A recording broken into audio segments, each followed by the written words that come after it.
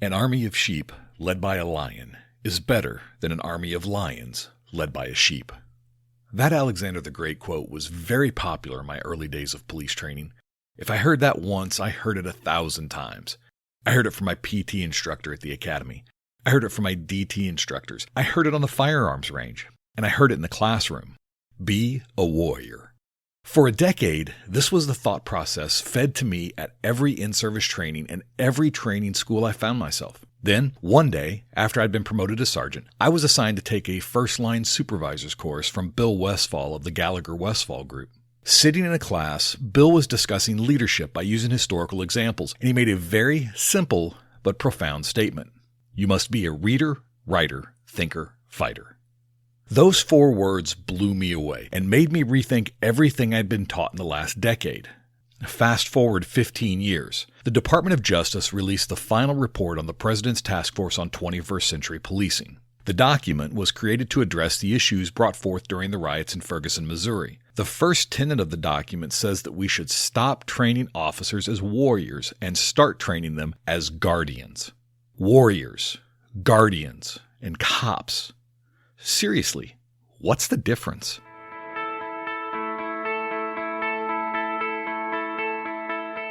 It's time to start telling our own stories. I'm Steve Kellums, and welcome to Blue Canary.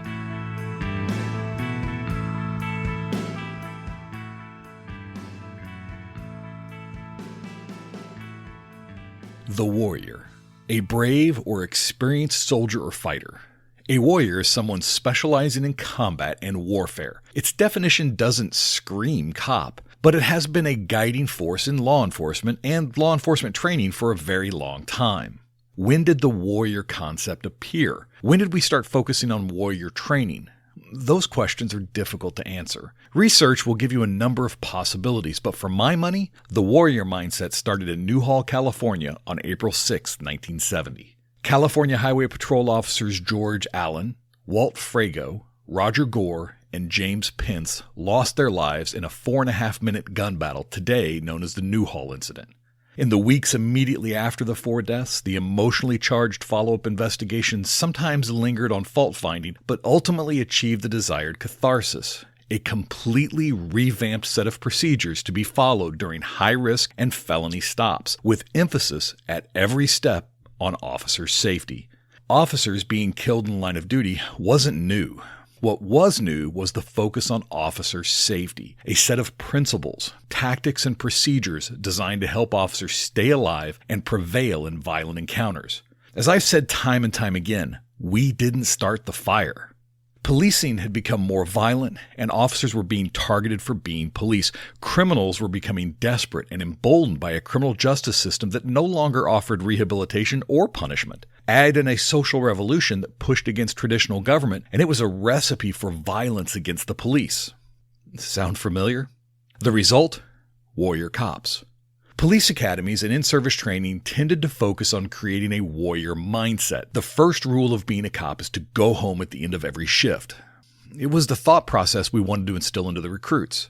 The fact that the job wasn't a safe one, and you had to be prepared to respond to violent confrontations with one sole guiding principle: to win. At its heart, that's not a bad thing. After all, when cops lose, they die. Officers being overwhelmed, having their gun taken from them, and or giving up rarely live to regret that decision. We most often see the horrible and tragic results in the dash cams and body cams of our officers. When officers refuse to engage or decide not to deal with the violent criminal, they're made into a pariah and scorned by the public as well as their fellow officers. There's really only one way to win, and that is to get your head straight early in your career: the warrior mindset. The term warrior tends to cause some confusion, so let's clarify what we mean. Beyond the traditional definition, a warrior is one who is prepared to survive no matter the odds, to continue to fight through all adversity, be it physical or mental, to keep going when others would stop, to charge to the sound of gunfire and make a difference in the lives of the people they serve. Many opponents of the warrior concept will admit that the issue isn't the warrior mindset, as it is the warrior mentality. The warrior mentality concept has the cop not looking out for the public, but only themselves. That the officer bases all training responses on fear and builds a wall between themselves and the public they serve. Finally, they say that by preparing for the worst, the officers make the worst happen. I've seen the warrior concept taken too far in law enforcement, but I disagree that the training is built on fear. Fear will not push you into a building where a suspect is waiting to ambush you. Fear will not allow you to climb into a sinking car and save the occupant from drowning. Fear will not let you run into the burning building and pull a resident to safety. Only love can do that. Warrior training doesn't focus on fear of what can happen to us. It prepares us for what might occur so that we can do what must be done for the love of our fellow man. And lastly, to say the violence would not occur if officers weren't prepared to respond to violence is as ridiculous as it is commonly spouted. If a tree falls in the woods might be an interesting philosophical argument, but science proved it was a stupid question long ago. You might think I'm a big fan of warrior training, but the reality is something different. You see, I believe all cops must be warriors at some level, but warrior training does miss the mark. I also think words matter. That leads us to guardian training. The Legal Liability Risk Management Institute is the nation's largest provider of liability and risk management services in the United States. Our goal is to help reduce liability, reduce lawsuits, and enhance officer performance. Regardless of the size of your agency, we have a risk management solution. You may contact us at www.llrmi.com or call 317-386-8325.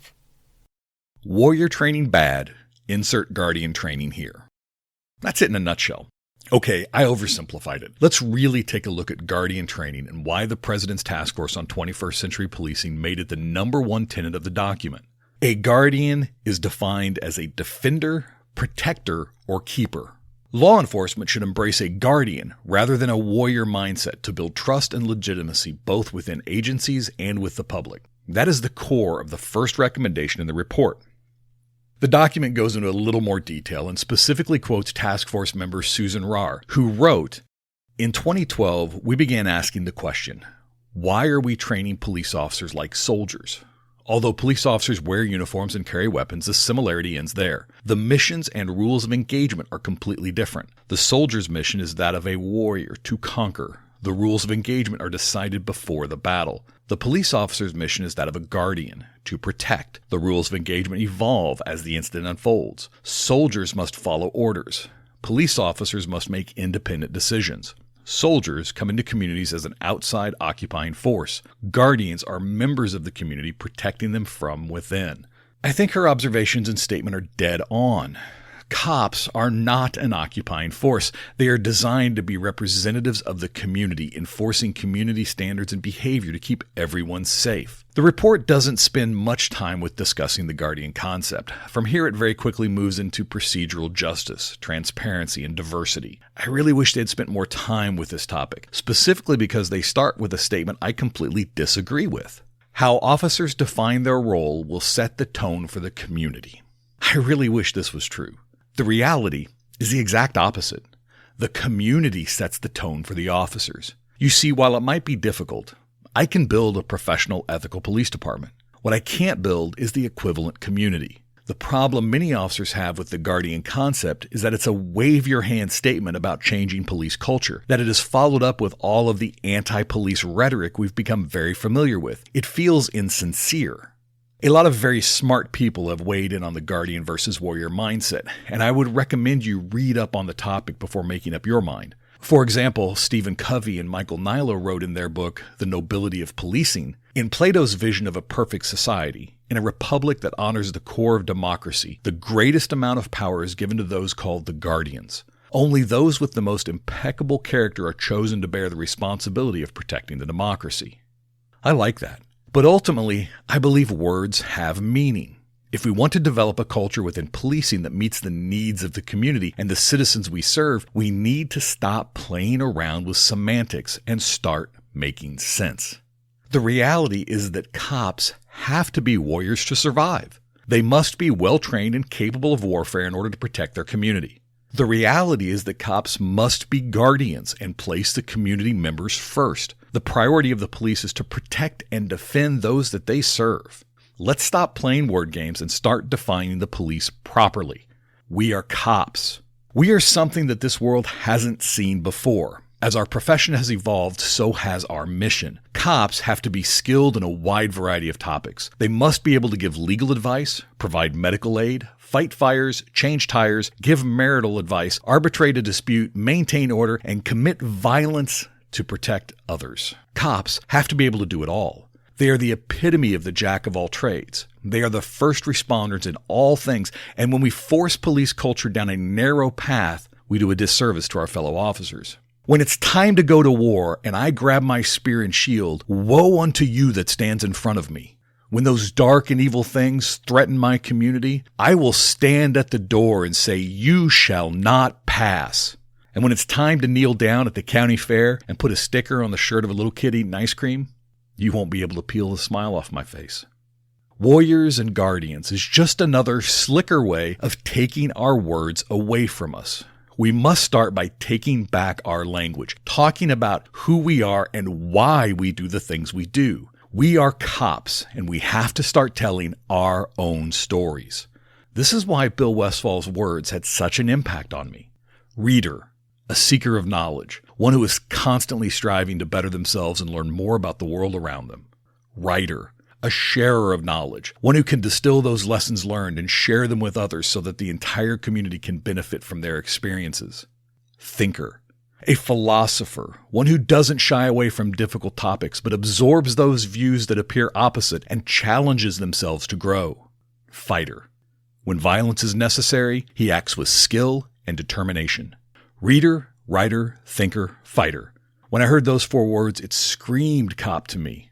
It was the definition I'd been looking for, the answer to the question of who we are and why we do the things we do. We aren't warriors. We aren't guardians. We are cops. And that's something to be proud of. And that's the story we have to tell.